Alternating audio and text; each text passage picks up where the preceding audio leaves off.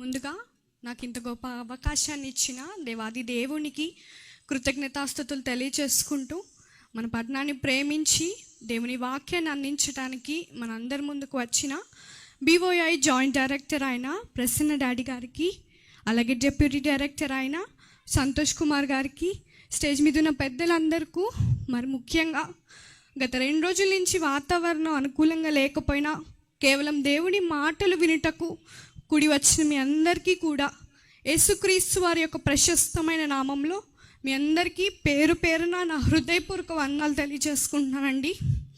నాకు ఇచ్చిన ఈ కొద్ది సమయంలో నేను చెప్పాలనుకుంటుంది, మిమ్మల్ని ఆలోచింపజేసే కొన్ని విషయాలు మీతో పంచుకోవాలనుకుంటున్నాను.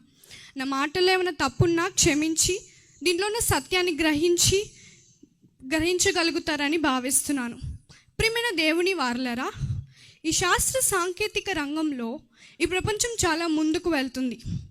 ఒకప్పుడున్న పరిస్థితులు వేరు, ఇప్పుడున్న పరిస్థితులు వేరు. ఒకప్పుడున్న విధానాలు పద్ధతులు వేరు, ఇప్పుడున్న విధానాలు వాటి పద్ధతులు వేరు. ప్రతి రంగంలో కూడా అధునాతన టెక్నాలజీని ఉపయోగిస్తున్నారు. ప్రతి రంగంలో ఒక పేరు వినిపిస్తుంది, అదే AI, ఆర్టిఫిషియల్ ఇంటెలిజెన్స్. దీన్నే తెలుగులో కృత్రిమ మేధస్సు అని అనొచ్చు. ఇప్పుడు ఈ AIని ప్రతి రంగంలో కూడా ఉపయోగిస్తున్నారు. అసలు ఈ AI అంటే ఏంటి? AI అంటే మన మేధస్సు కాకుండా దానికంతటా అదే ఆలోచించి నిర్ణయాలు తీసుకోగలిగే ఒక సాఫ్ట్వేర్. దీన్నే ఇప్పుడు ప్రతి రంగాల్లో కూడా ఉపయోగిస్తున్నారు. దీని విషయమై ఎన్నో కోర్సులు, ఎన్నో విద్యలు కూడా వచ్చేస్తున్నాయి. రోబోటిక్స్ అని, మెషిన్ లెర్నింగ్ అని, డేటా సైన్స్ అని, ఇలా ఎన్నో వస్తున్నాయి. దీనివల్ల ఇంకా ఎక్కువ ప్రమాదాలు ఉన్నాయని నేడు సమాజం భయపడుతుంది. అయితే ఈ AI గురించి ఒక సంఘటన మీకు చెప్పాలి. అమెరికా టెక్సస్లో ఒక 17 వయస్సు గల యవనస్తుడు అనుభవించిన ఒక సంఘటన మీకు ఈరోజు నేను చెప్తాను. ఆ బిడ్డవాడు పద్దాకులు ఫోన్ని ఉపయోగిస్తున్నాడని చెప్పి తన తల్లిదండ్రులు ఆ బిడ్డని మందలించినప్పుడు ఆ బిడ్డ AIని సలహా అడుగుతాడు. AI, ఇలా నా తల్లిదండ్రులు నేను పద్దస్తమాను ఫోన్ని ఉపయోగిస్తున్నాను, ఏం చేయమంటావు అని సలహా అడిగినప్పుడు AI ఏం సలహా ఇచ్చిందో మీరు స్క్రీన్ మీద చూడొచ్చు. Chatbot encourage teen to kill parents over screen time limit. చూసారా, నీ తల్లిదండ్రుల్ని చంపేమని AI సలహా ఇచ్చిందంట. చూసారా ఎలాంటి టెక్నాలజీని మనం ఈరోజు వాడుతున్నామో.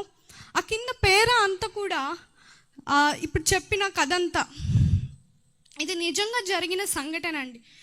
అంటే మనం ఈ రోజున టెక్నాలజీ ఎలా అయిపోయింది, సొంత తల్లిదండ్రులనే చంపేసే అంత టెక్నాలజీ వచ్చేసింది. ఎంత దారుణం చెప్పండి.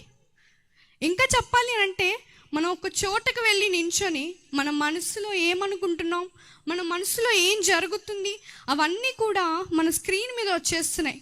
ఉదాహరణకు స్విగ్గీ, ఇవన్నీ కూడా జొమాటో, ఇవన్నీ రావట్లేదా అండి?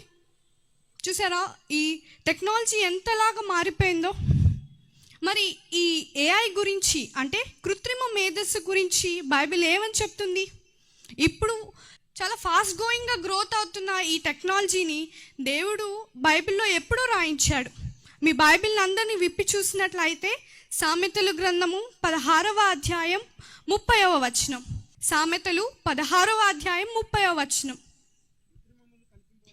కృత్రిమములు కల్పింపవలనని కళ్ళు మూసుకొని తన పెదవులు బిగబట్టువాడే కీడు పుట్టించువాడు. ఈ AIని పుట్టించిన ఆయన ఎవరో తెలుసా అండి? John CV Kirk. ఈయన కూడా, ఈ బాధాకర విషయం ఏంటంటే ఈయన కూడా క్రైస్తవుడే. ఈయన ఎందుకు దీన్ని పుట్టించుంటాడంటే వాక్యాన్ని సరిగ్గా చదవక, వాక్యం తెలియక ఈ AIని పుట్టించి కీడు పుట్టించి ఆయనలాగా కారణం అయ్యాడు. ఇంకా బైబిల్ ఏమని చెప్తుందో తెలుసా? యెషయా 30వ అధ్యాయం 12వ వచనం. యెషయా గ్రంథము 30వ అధ్యాయం 12వ వచనం.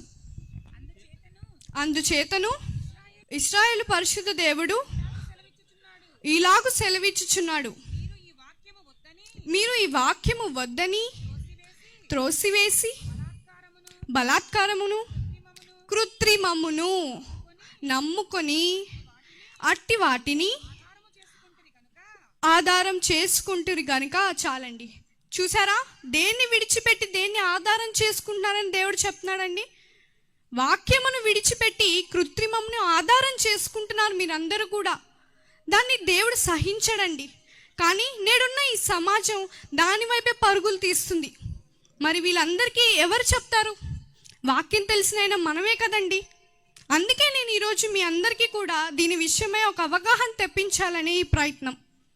ఇంకా మనం మార్కు సువార్త 7వ అధ్యాయం 22లో చూసినట్లయితే నరహత్యలను, వ్యభిచారములను, లోభములను, చెడిదనములను, కృత్రిమములను, కామవికారం, మత్సరము, దేవదోషణియు,